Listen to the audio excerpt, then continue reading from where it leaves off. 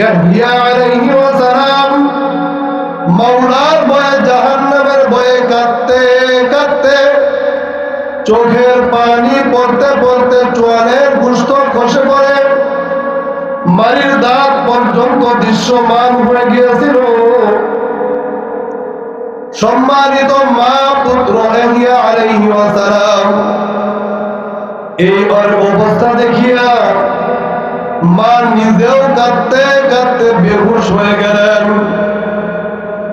নিরুপায় হয়ে মা পুত্র ইয়াহইয়া আলাইহি ওয়াসালামের এই অবস্থা দেখিয়া চোয়ালের গায়ের উপর কাপড়ের পট্টি লাগিয়ে দিতেন।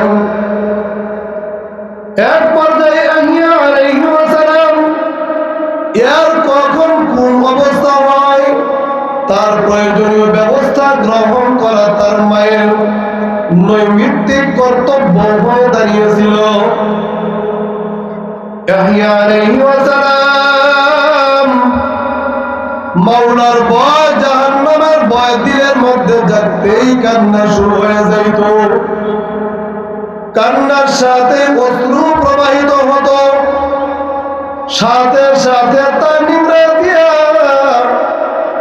আবার নতুন কাপড় লাগিয়ে দেওয়ার দরকার হতো। ও আমার মা বোনেরা, খুব খেয়াল করে শুনেন, মোট কথা দিনে রাতে কয়েকবারে তার এরূপ পরিশ্রম করা লাগতো। হযরত জাকারিয়া আলাইহিস সালাম সব সময় আযাব গজবের বিষয়ে আলোচনা করতেন।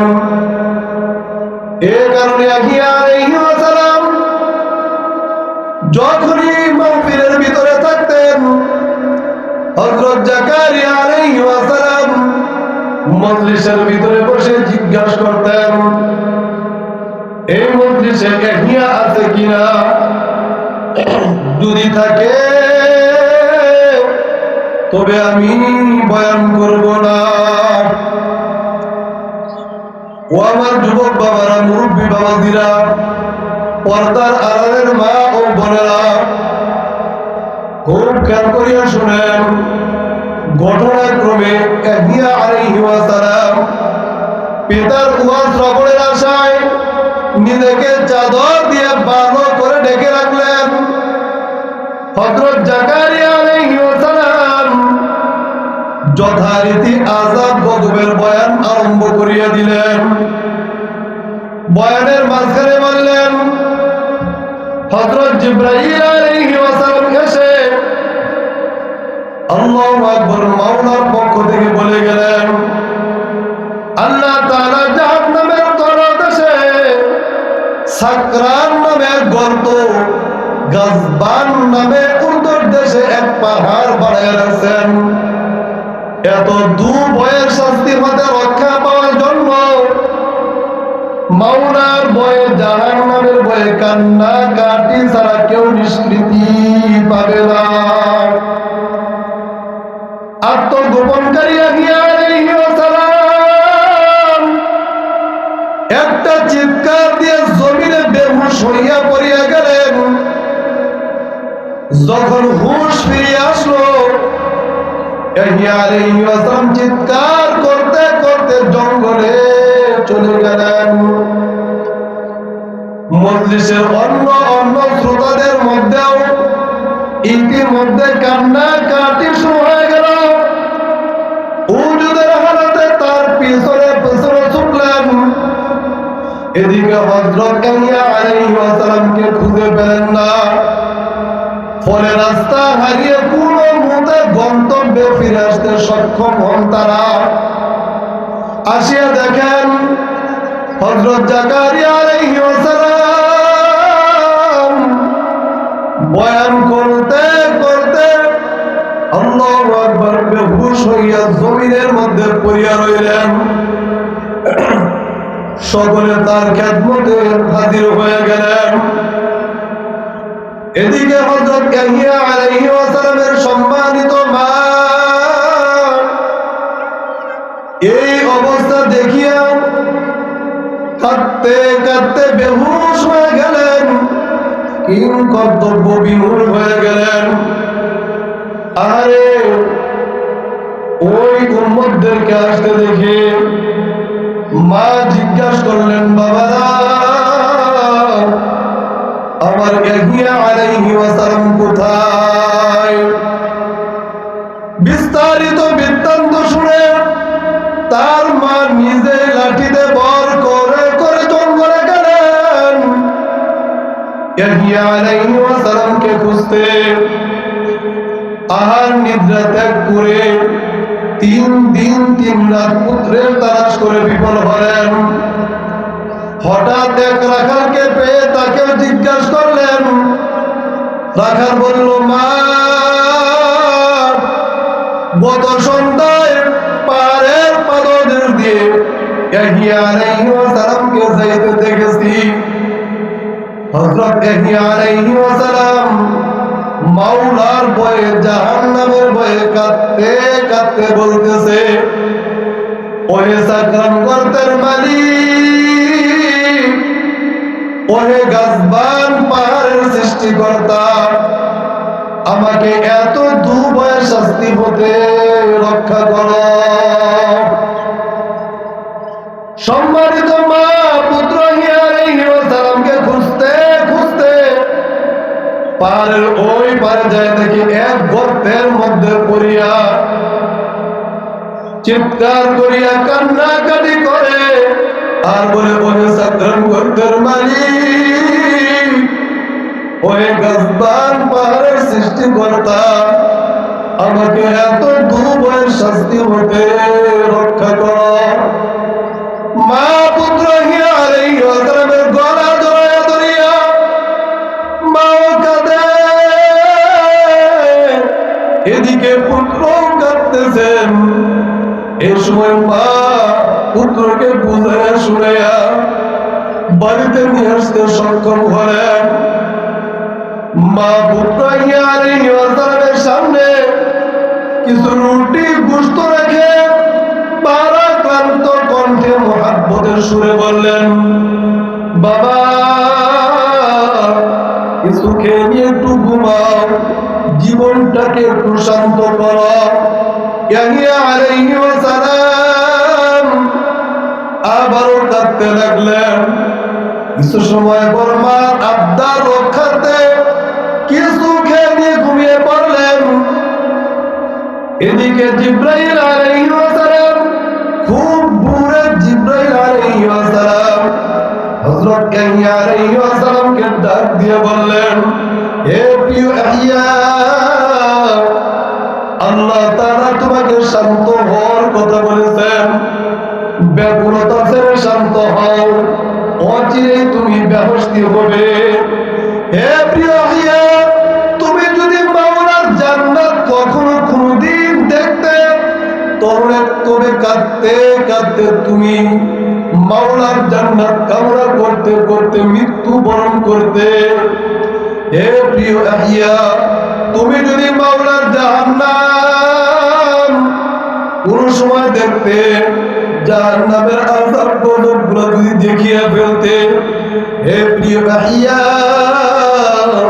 তুমি কাঁদতে কাঁদতে এক সময় পানি হয়ে মারা যাইতে। বলুন নাউযু বিল্লাহ। প্রিয় বন্ধুগণ, ইয়াহিয়া আলাইহিস সালাম জান্নাতের কথা শুনিয়া আল্লাহু আকবার মিষ্টি হাসি দিলেন। আবার কাঁদতে কাঁদতে জঙ্গলের দিকে চলিয়া গেলেন। এরপর তার মা আর কোনদিন ইয়াহিয়া আলাইহিস সালামকে পাননি। আল্লাহু আকবার। ও আমার যুবক বাবারা, মুরব্বী বাবাদিরা, পর্দার আড়ালের মা ও বোনেরা, খুব খেয়াল করিয়া শুনেন। প্রিয় বন্ধুগণ, আল্লাহর নবীদের অবস্থা যদি এরূপ হতে পারে, তাহলে আপনার আমার অবস্থা যে কি হবে, একমাত্র মাওলা ছাড়া আর কেউ জানে না। আল্লাহ তাআলা ইরশাদ করেন, লা تعمى الأبصار ولكن تعمى القلوب التي في الصدور বস্তুত চক্ষু তো অন্ধ হয় না, বক্ষস্থির চক্ষুই অন্ধ হয়। দুনিয়ার মধ্যে কতগুলো মানুষ এমন আছে যারা অন্ধ, তাদের শরীরে চক্ষু অন্ধ নাই, কলবের মধ্যে যে দুইটা চক্ষু আছে, রুহানি চক্ষু আছে, গুনাহ করতে করতে অন্ধ হয়ে গেছে। আল্লাহ আমাদেরকে মাফ করিয়া দিন। ও আমার যুবক বাবারা, তুমি আমি গুনাহ করতে করতে অন্ধ হয়ে গেছি। গুনাহের কাজে আরাম পাইয়া, বেরুদায় আরাম পাইয়া, বেপরদায় আরাম পাইয়া, সুন্নতের খেলাফ লম্বা চুলে আরাম পাইয়া, হাফ শার্ট ফুল শার্টে আরাম পাইয়া চলছি। আর পাশে কতগুলো চক্ষুরা মানুষ, 1,00,000 বা 2,24,000 পয়গম্বর চক্ষুরা মানুষ, তাম দুনিয়ার উলামায়ে কেরাম চক্ষুরা মানুষ। তারা ডাক দিয়ে বলতেছেন, ওরে নাফরমান, ওরে অন্ধ গুনাহগার, সম্মুখে পা বাড়ায় না, সম্মুখে গেলে কিন্তু কুয়ার মধ্যে ঘুম করিয়া পড়িয়া যাবা। তখন হাজার আফসোস করলেও আর কোনো আশা থাকবে না। আল্লাহু আকবার। যুবক বাবারা, মুরব্বী বাবাজিরা, ও আমার পর্দার আড়ালের মা ও বোনেরা, উলামায়ে কেরামের সান্নিধ্যে চলে যাও, উলামায়ে কেরামের পিছনে পিছনে থাকো, কোরআন হাদিস তরিকা অনুযায়ী চলো। এখন যদি বলো আমি দেখিও না, বিশ্বাসও করি না, গুনাহের কাজে আরাম পাইয়া, বেরুদায় আরাম পাইয়া, পাপের রাস্তায় আরাম পাইয়া তুমি গুনাহ ছাড়তে পারো না, হে অন্ধের দল, খবরদার। 1,00,000 বা 2,24,000 পয়গম্বরের কথা না মানিয়া, তাম দুনিয়ার উলামায়ে কেরামের কথা বিশ্বাস না করিয়া তুমি যদি গুনাহের কাজ ছাড়তে না পারো, তুমি যদি গুনাহ করিয়া কবরে যাও, আরে কবরের মধ্যে 99টা সাপ জমা হইয়া যাবে। একটা না, দুইটা না, 99টা সাপ তোমাকে পেঁচায়া ধরিয়া এমন ভাবে কটমট করিয়া কামড় শুরু করিয়া দিবে, সহ্য করতে পারবি? ওই কবর আযাব তো কেউ সহ্য করতে পারবো না। ও মা, একটু খেয়াল করিয়া শুনো। এখন যদি বলে হুজুর, চক্ষুরা মানুষ কি এখনো দুনিয়াতে আছে? হ্যাঁ মা বোনেরা, চক্ষুরা মানুষ, হাজার হাজার চক্ষুরা মানুষ এখনো দুনিয়াতে আছে। এক আল্লাহর ওলি চরমনার আল্লাহর কুতুবের কাছে যায়, বলে হুজুর, আমি এক জায়গা দিয়ে রওনা করেছি, দেখি একটা লোকের জানাজা হইতেছে, খুবই বড় লোকের জানাজা, হাজার হাজার মানুষের জানাজা। আল্লাহু আকবার। জানাজা দাঁড়ায় গেলাম, আমার চক্ষু দুইটা বন্ধ হয়ে গেল। আল্লাহু আকবার। আমার কলবের চক্ষু দুইটা খুলিয়া গেল। ওই নাফরমানের কবরের মধ্যে অসংখ্য সাপ পানা ধরিয়া আছে। এমন সাপের ছবি জীবনে কোনোদিন দেখি নাই। বলুন না আউযু বিল্লাহ। কোন রকমে জানাজা শেষ করলাম, আর জানাজা শেষ করার পর লোকদেরকে জিজ্ঞাসা করলাম, বাবারা এই লোকটি যারা নামাজ পড়তো কিনা? একজন বলে, বাবা এই লোককে জীবনে কোনদিন নামাজ পড়তে দেখি নাই। আল্লাহু আকবার। শুধু টাকার পিছনে ঘুরত, গান বাজনা ফুর্তি ফাত্তার মধ্যে জীবনটা কাটায় দিছে। বলুন নাউযু বিল্লাহ। তারপর আল্লাহর কুতুব বলে, বাবা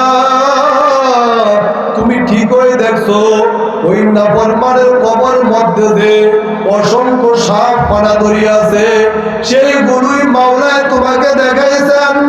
আল্লাহু আকবার। চরমনের আল্লাহর কুতুব চরমনের জমিনে শুয়ে আছেন। ইন্তিকালের পর আল্লাহু আকবার, চরমনের জমিনে শুয়ে আছেন।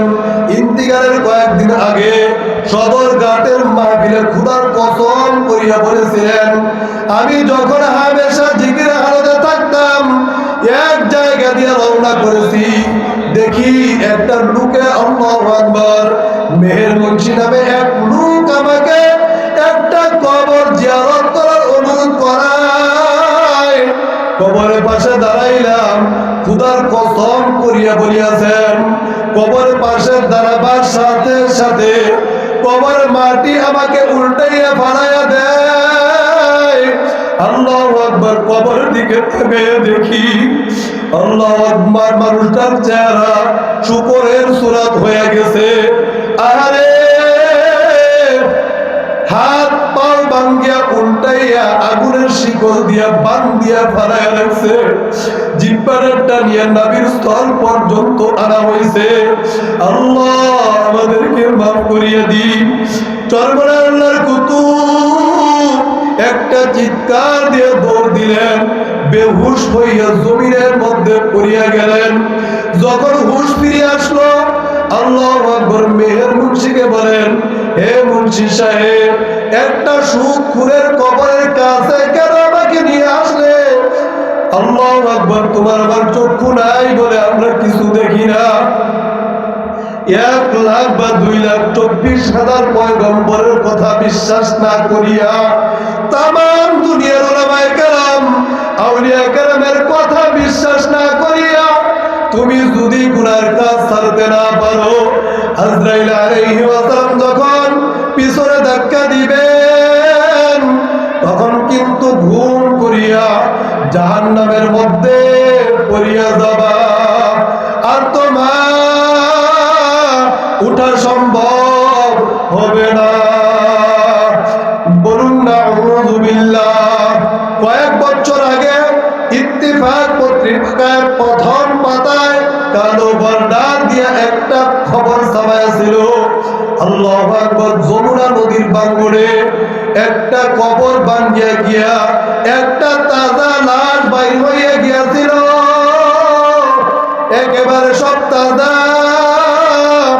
আল্লাহু আকবার। লাশটা তুলিয়া খুব করিয়া দেখা গেল এক বয়াতি সাহেবের স্ত্রী, বড় নেককার পরহেজগার আল্লাহর ওলি বান্দি ছিলেন। 3 বছর আগে ইন্তেকাল করেছেন। তার লাশ তো দূরের কথা, তার কাপড়ের কাপড় একেবারে তাজা। বলুন সুবহানাল্লাহ। যশোরে এক জায়গায় পুরনো জঙ্গল পরিষ্কার করার জন্য আগুন দিয়াছিল। এক জায়গায় যতই আগুন দেয়, সব জায়গায় আগুন ধরিয়া পুড়িয়া গেল। একটা জায়গায় যতই আগুন দেয়, আগুন আর ধরে না। মানুষ মনে করলো এই জায়গায় আগুন ধরে না কেন? তারপর মাটি খুঁড়িয়া অনেক নিচে গিয়া দেখেছে একটা তাজা লাশ বাইর হয়ে গেছে, একেবারে সব তাজা। আল্লাহু আকবার। কত শত বছর আগের লাশ, কেউ বলতেও পারে না। শরীর তো দূরের কথা, তার পশমের একটা ক্ষতি পর্যন্ত হয় নাই। বলুন সুবহানাল্লাহ। ও মা বোনেরা, কি মনে করিয়া বসছো? চরমনে আল্লাহর কুতুবের বাবা জানেন খলিফা ছিলেন বরগুনা টাউনের 1.5 মাইল উত্তরে লাকুরতলা গ্রামে। আল্লাহু আকবার। যুদ্ধের সময় 7 জন লোককে অনর্থক গুলি করিয়া মারিয়া খালের পারে পুঁতিয়া রাখছিল। সেইখানে মাওলানা মফিজুর রহমান সাহেবও ছিলেন।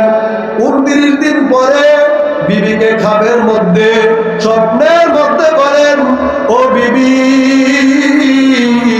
এই জায়গা ভালো না, আমাকে অন্য জায়গা নিয়ে শোয়াও। আল্লাহু আকবার। বিবি চিৎকার দিয়ে ঘুম থেকে উঠিয়া বলেন, আব্বা, আপনার জামাইকে 29 দিন আগে করিয়া মারিয়া ওই খালের পারে পুঁতিয়া রাখছিল। সেই জায়গা নাকি ভালো না, অন্য জায়গায় নিয়ে দাফন করার কথা বলেছেন। আল্লাহু আকবার। শ্বশুর বলেন, মা জামাই তো বড়ই নেককার পরহেজগার ছিলেন। আল্লাহু আকবার। তার লাশ ঠিকও থাকতে পারে। লোকজনদেরকে নিয়ে ওই খালের পারে মাটি খুঁড়িয়া নিচে দিকে দেখে দে শয়তানের লাশ পুষ্ট পুষ্ট পচিয়া গেছে, হাড্ডি পড়িয়াছে, গন্ধ ছড়াইতেছে। মাওলানা মফিজুর রহমান সাহেবের শরীর তো দূরের কথা, আল্লাহু আকবার, তার পশমের কোনো ক্ষতি হয় নাই, শরীর থেকে জান্নাতি খুশবু ছড়াইতেছে। বলুন সুবহানাল্লাহ।